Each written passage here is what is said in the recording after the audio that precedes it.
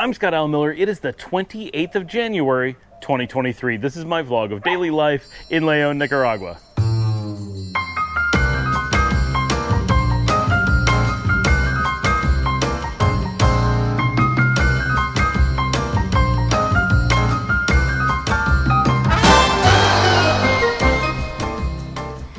All right, today is Saturday, and my main thing today is I went for a really long walk. If you've been watching the show, today's actually the day that I went out and recorded the Sutiava Airport episode. This is when I had the opportunity to go out and actually get that done. So you can see how much I sometimes film out of order because I'm trying to get a topic, which was that, and the day and all that. Today was basically a day off for me. Last night we had gone out, as I had reported.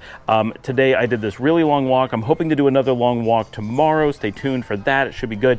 And I didn't want to do two long walks on the show, one right after another, but in real life I wanted to get some walking in, so I'm working on that.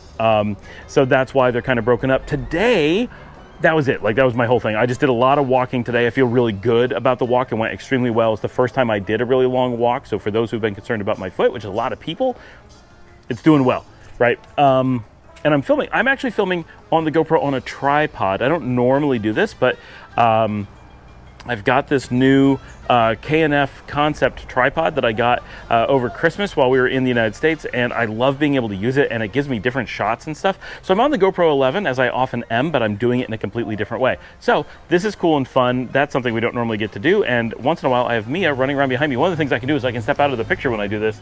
You can kind of see the dog, and I can step back, but you hear me because I've got the microphone down here. Anyway, today's topic, we're going to be talking about bathrooms once again.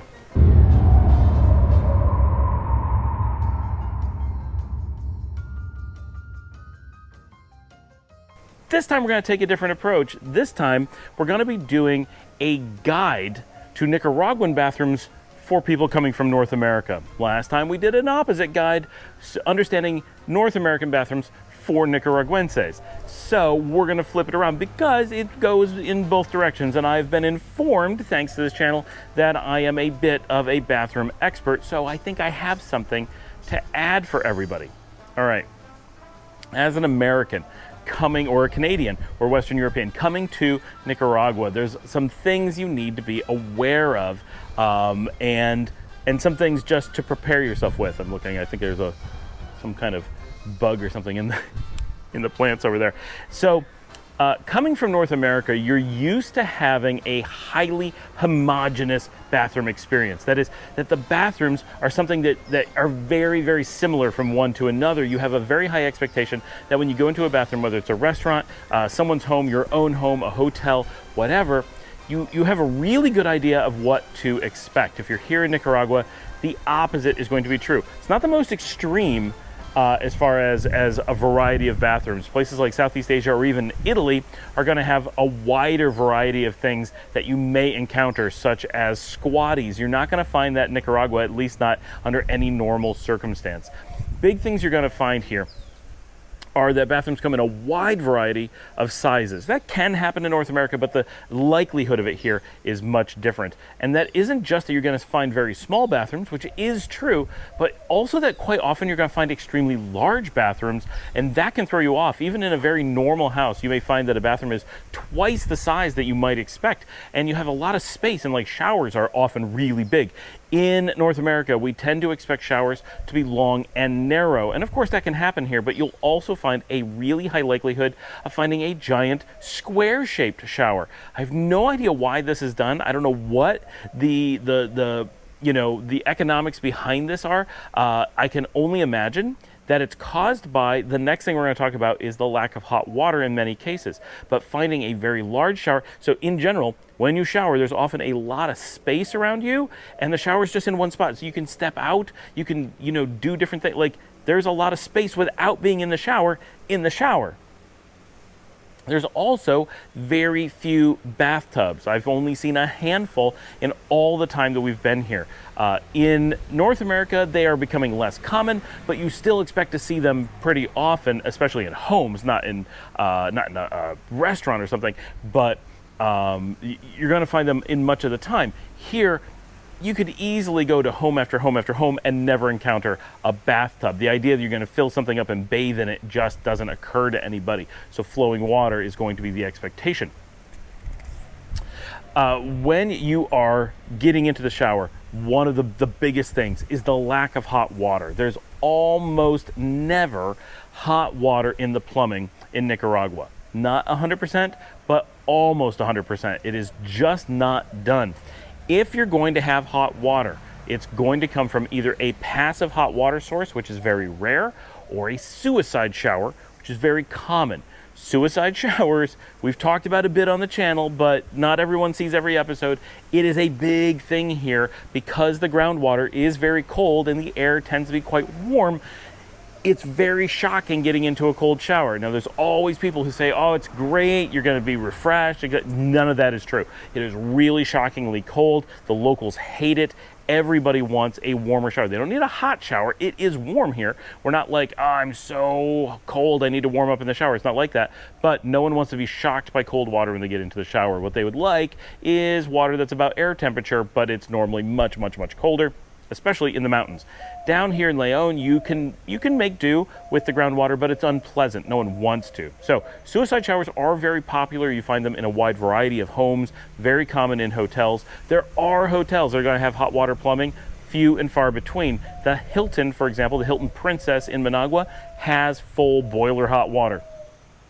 Of places, though, that do that, it is very common to either shut it off at different parts of the day. So don't be surprised if you go to a hotel and it says it has hot water and you're like, yes, hot water, and it's fully plumbed. There's gonna be lots of it. It's gonna be like blasting hot water. Nope. Chances are it's turned off whenever you want to take a shower, or it's turned on at a time when everyone's doing it so there's no pressure, or it just doesn't work, or in some cases it's plumbed backwards and you can't figure it out and you just give up, or whatever. There's a lot of it doesn't work the way you would think or reliably. So even at pretty nice hotels that take the effort to do it, you may not get any hot water. And when you do, you may have to leave it for a really long time and you give up because you're using all the water. Or you're on the second floor and it only gets to the first floor. We've encountered so many problems with the hot water, and so few people complain because they're used to not having it that it's not a big deal that they don't have it at these places. So some places like the Hilton, you're going to be just fine. It's going to feel just like home. But a lot of places, even nice hotels, don't be surprised if you're facing hot water problems or suicide showers. Now, the suicide showers work for the most part. They are scary. I've been in hotels where they smoked while you were using them. So be wary. You definitely can feel the electric sometimes. But by and large, they are normal. We use them every day. Almost everybody uses them. They are fine. Don't be worried about it, but also don't be foolish. Don't touch them when wet. Set it while you're dry. Something that you do need to know about suicide showers is that if you let the water get really low in pressure, they will cut off. It's a safety measure. Otherwise, they'll start boiling the water, and that would be really dangerous. And if you put and they control their temperature by how much water goes through them. So you turn the pressure down to get warmer and pressure up to get colder. That's really complicated, especially as it changes how the shower reacts. Now, most suicide showers point straight down, so it's not that bad, but it also means your shower's pointing straight down, which is generally not what North Americans want. When you don't have a suicide shower, it's not uncommon to just have a pipe, which works better than you may think it would, but it's still awkward. That's if you have a shower and it's just an open pipe, don't be too surprised. That's probably not by accident. All these things, very, very weird. But the suicide showers are common. Get used to them. They will make your life better. You can turn it off, but to turn it off, you got to play with it. Don't bother. Just take a warm shower and be happy. Water pressure is also something that varies a lot. The cities tend to have very low water pressure, and the water pressure, especially in the colonial cities, will ebb and flow. There'll be times a day where you may not have it, especially if you're in city centers. Those people who are looking for those super premium apartments in Leon City Center at El Centro, you're the ones who are going to get no water for part of your day. I lived in La Barrio, which is one of the center barrios. We had lots of time with no water or very low water pressure, and that can be really annoying. But you live out here where I do now in the repartos in the suburbs, and we have no problems with water pressure. It's the colonial system that makes it difficult, not Nicaragua as a whole. If you had the same colonial structures in the United States, for example, you may also have those water problems. It's just that we don't have colonial cities like that. So that's something to be aware of, especially in the old city centers. You may have a lack of water pressure or a lack of water consistency. Not a huge issue, but you do have to plan around it. Because of that, expect you're going to find water tanks in a lot of places. If you're in a city center and you don't have a water tank, you may be pretty unhappy. Tanks can be pressurized or normal. You may have a bomba or a pump that's going to supply water pressure either to the tank or after the tank. In a lot of cases, people put in those so you get nice water pressure. When you have one of those, you can do things like have 3 people taking a shower and turn on all the sprinklers and water the yard all at once, and it works great. If you don't, you may have just a trickle all the time. A lot of places are still on wells, just like you'll find in the United States, so all the same logic applies. It's a well, it does what you expect a well to do. We now have Mia, who has joined us and is just sitting in the shot. So tanks and that kind of stuff, very, very common here and things you're just going to have to interact with in many cases, and you generally want to look for them, not shy away from them. While they do add some complications and more things you need to manage if you're dealing with a rental house or an apartment or whatever. If it's a hotel, you don't care because they're taking care of it, but if it's yours, it's something you probably do want to look for as a positive because it means that there's going to be a water supply, that there's going to be a pressure supply, whatever, and that's why you see a lot of tanks on towers. In the days before the common availability of pumps everywhere, people would use lower pressure pumps, put the water up to the towers, and when they lost electricity and or water, the towers would supply the pressure. This is normal. You see this everywhere in older American communities as well. Because so many people depend on electricity to push the water pressure here, that's pretty common. Now, these days, a lot of places that depend on the pumps either just live with some amount of lower pressure or they have a generator to push the water that way. It's being solved in different ways over time, but you will see water towers all over the country, and that is why, because they're using that to provide a consistent pressure system, which will then keep their suicide showers warm. In many times you will actually see showers and sinks plumbed with hot and cold. You may get excited and be like, yes, there's hot and cold. It's fake, right? It's cold, pumped to everything. The suicide showers after that point, it is almost unheard of that you're going to find that is actually hot water. It's just 2 knobs with cold. They're putting in some system from North America and plumbed it all as one. It's a bit weird. Get used to it. It's everywhere. So that's the shower, and the sink situation mimics it. The other big thing that you need to understand, and we talk about this a lot on the channel, but since we're doing this in reverse, the bathroom, the actual toilet situation. So toilets here, very rarely are you going to get North American toilets. You're generally going to get a toilet made for the Central American market. It has a lower flush capacity. It has a cheaper mechanism in the back, and they fall apart and leak all the time. Don't be surprised if you end up using toilets that are leaky. You're often going to have just water around the toilets because there's so many leaks. That's normal, unfortunately. It's not the end of the world, but it's one of those things that we're always like, why is everything always wet? It's not just sweating because of the humidity.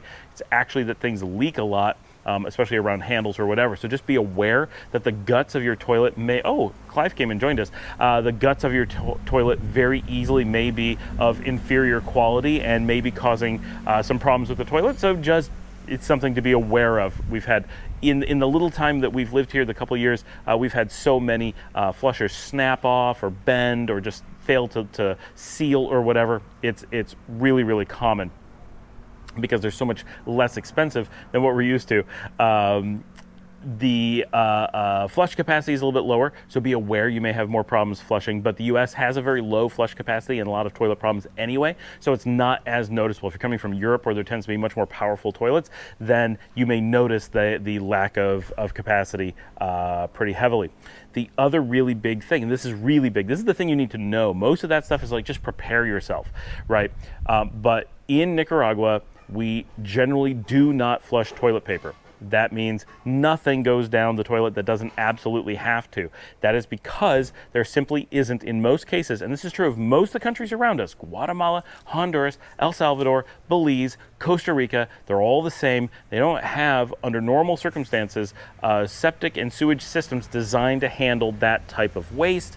And so everyone is used to it, and once everyone's used to not flushing that, there's no real reason to be providing those things. So even when they are provided, culturally people aren't sure what to do. It kind of makes it a waste, pun kind of intended.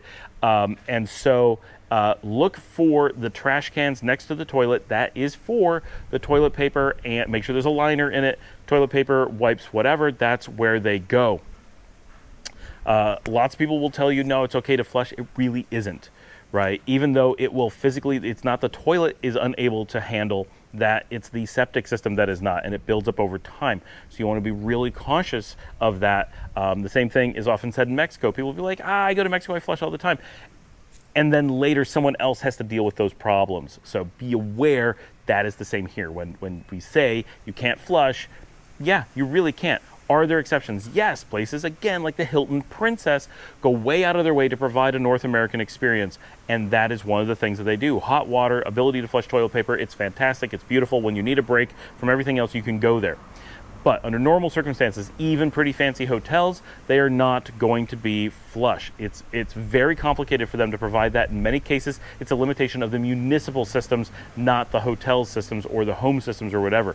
If you were putting in your own house, people often ask, well, wouldn't I be able to? Yes, if you're putting in your own house and your own septic system, you could invest in a larger system that is able to handle that with all the correct components to make it possible, for sure. And some people do, but by and large, places that if you're going to buy something that's pre-existing, it's not going to be accommodating that. So be aware, it's a big thing. Now, a lot of people comment, isn't that unsanitary? And the answer is no, it is not.